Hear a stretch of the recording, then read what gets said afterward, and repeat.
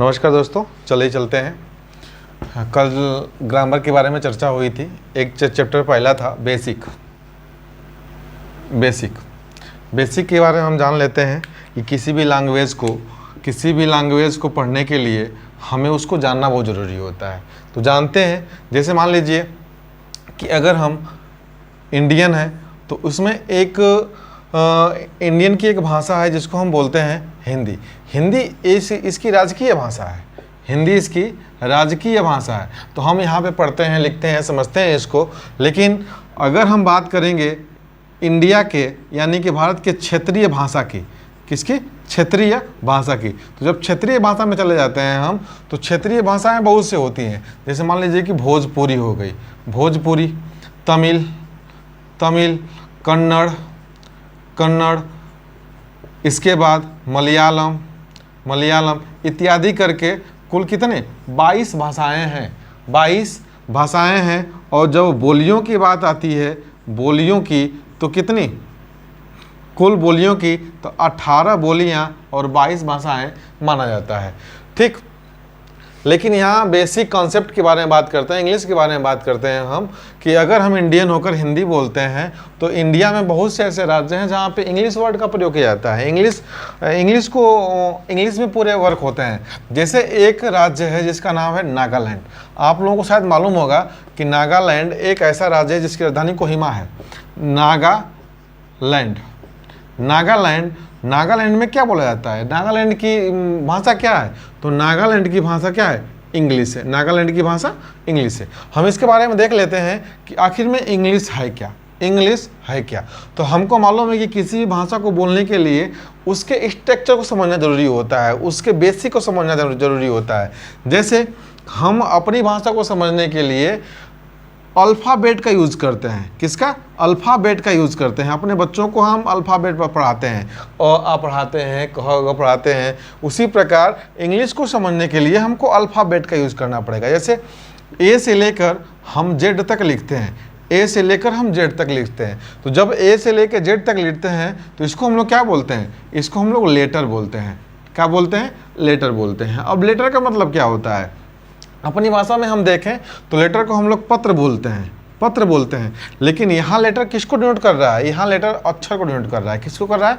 अक्षर को डिनोट कर रहा है। लेटर मीन्स क्या होगा? यहाँ अक्षर होगा। अब आपसे एक प्रश्न यहाँ से पूछ लेता है, इंग्लिश के बारे में ही प्रश्न पूछेगा कि अक्षर कितने प्रकार के होते हैं? Kind of letter. क्या पूछेगा? काइंड ऑफ लेटर के बारे में पूछेगा कि लेटर के प्रकार। तो हमको मालूम है कि लेटर कितने प्रकार के? 3 प्रकार के होते हैं। अगर आपसे पूछेगा कि मोस्टली कितने होते हैं, तो मोस्टली 2 टाइप ऑफ लेटर। पहला को बोलते हैं स्मॉल लेटर, और दूसरा को बोलते हैं कैपिटल लेटर। क्या बोलते हैं? Capital letter. अगर पूछेगा कि थर्ड क्या होता है, तो थर्ड को हम लोग बोलते हैं राइटिंग लेटर। क्या बोलते हैं? Writing letter. ये होता है इंग्लिश के यानी कि तीनों लेटरों के प्रकार, small, capital and writing letter. अब चलते हैं आगे कि ये जो लेटर होते हैं, इन लेटरों को कितने भागों में बांट दिया गया है। जैसे ए टू जेड। अब यहाँ से प्रश्न आपसे पूछ सकता है कि काइंड ऑफ लेटर यानी कि लेटर के प्रकार तो यहाँ पर पढ़ चुके हैं। फिर पूछ रहा है काइंड ऑफ लेटर, तो हम कहेंगे कि 2 type of kind of letter. जैसे पहला को हम लोग बोलेंगे वावेल। क्या बोलेंगे? वावेल बोलेंगे। और दूसरा को बोलेंगे कॉन्सोनेंट। फिर यहाँ से पूछेगा कि how many of letter, how many of alphabet.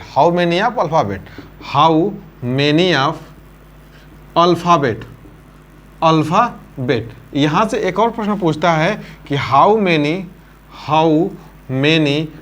Type of alphabet. तब अल्फ़ाबेट पूछेगा यहाँ से, तो 2 टाइप ऑफ अल्फ़ाबेट यानी कि वावेल्स एंड कॉन्सोनेंट्स। और पूछेगा कि हाउ मेनी ऑफ अल्फ़ाबेट्स, तो 26। ये हो गए आपके बेसिक स्ट्रक्चर, जिसको हम यही शुरू करते हैं इंग्लिश ग्रामर को। अब यहाँ से पूछेगा कि वावेल क्या है, कॉन्सोनेंट क्या है। तो वावेल क्या है, कॉन्सोनेंट क्या है, इसको अभी हम जान लेते हैं। एक ही शब्दों में वावेल और कॉन्सोनेंट खत्म हो जाएंगे। वावेल और कॉन्सोनेंट। अगर हम किसी भी परीक्षा में जाते हैं, किसी भी परीक्षा में अगर हम लैंग्वेज इंग्लिश लिए हैं, तो एक वर्ड, एक चैप्टर है जिसका नाम है आर्टिकल्स। क्या नाम है? आर्टिकल्स। आर्टिकल से प्रश्न लगभग हर पेपरों में पूछे जाते हैं। जिसका आर्टिकल्स नहीं कन्फर्म है वो 2 से 3 नंबर अपना गंवा कर वहाँ से चला आएगा। लेकिन आर्टिकल्स को हम जानेंगे कब? जब हमारा क्या चीज़, वावेल और कॉन्सोनेंट कंप्लीट होंगे तब। वावेल और कॉन्सोनेंट को हम जान लेंगे बढ़िया से तो आर्टिकल्स को हम पढ़ लिए। वावेल्स 5 प्रकार के होते हैं, ए, ई, आई, ओ, यू। और कॉन्सोनेंट इनको छोड़कर, यानी कि 26 में से हम 5 माइनस कर दिए, कितना हो गया? 21। यानी कि इनको छोड़कर जितने बचते हैं सब क्या है? कॉन्सोनेंट। यही आपके बेसिक हैं। इन्हीं बेसिक को हम क्या करेंगे? बढ़िया से पढ़ सकते हैं। ठीक, तो ये आर्टिकल्स को हम आगे पढ़ेंगे। वावेल और कॉन्सोनेंट को आपको समझ में आ गया। अब चलते हैं कि अल्फ़ाबेट का मतलब क्या होता है। अल्फ़ाबेट का मतलब क्या होता है, या हिंदी में अक्षरों का मतलब क्या होता है। हम 2 चीज़ जान लेते हैं। एक होता है लेटर, दूसरा होता है वर्ड, तीसरा होता है सेंटेंस, चौथा होता है पैराग्राफ और 5वां होता है पांचवा होता है लेसन। क्या होता है? लेसन। और 6वां होता है बुक। यहीं से हम समझ लेंगे, बहुत छोटा सा टॉपिक्स है, यहीं से समझ लेंगे। लेटर्स, जब हम लेटर्स का यूज़ करते हैं, लेटर्स का यूज़ कर लेते हैं, तो उन लेटरों के यूज से क्या बनते हैं? वर्ड बन जाते हैं।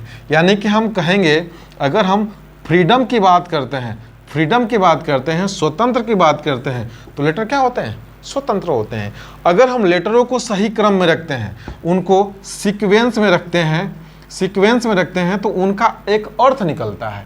अगर उनको हम सीक्वेंस में नहीं रखते हैं तो उनका कोई अर्थ नहीं निकलता है। जैसे मैंने अभी बोल दिया माटा कोई अर्थ है, लेकिन बोल दिया MAT, तब क्या हो गया? इसका अर्थ निकल गया।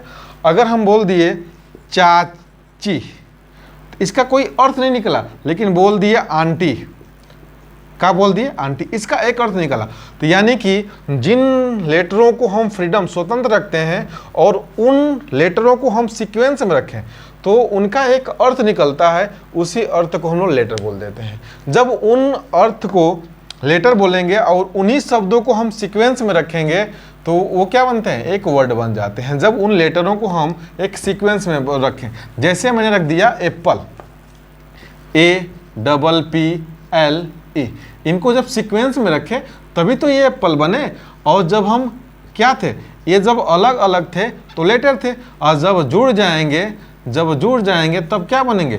वर्ड बन जाएंगे। तब क्या बनेंगे? वर्ड बन जाएंगे। और हम देखते हैं सेंटेंस के बारे में कि जब कई लेटर मिले तो क्या बना? वर्ड बना। और जब कई लेटर मिल गए तब एक सेंटेंस बना। जैसे Ram is going to school, सब क्या बना? सेंटेंस बना। अब हम पैराग्राफ की बात करते हैं तो राम के बारे में जितनी भी व्याख्या हम कर देंगे एक पैराग्राफ में, वो क्या हो जाएगा? एक पैराग्राफ हो जाएगा। यानी कि जब हम 6 से 7 सेंटेंस उसमें यूज कर दिए तब क्या बन गया? पैराग्राफ बन गया। और जब कई पैराग्राफ बने, यानी कि राम की पूरी कहानी लिख दिए हम, तब क्या बन गया? लेसन बन गया।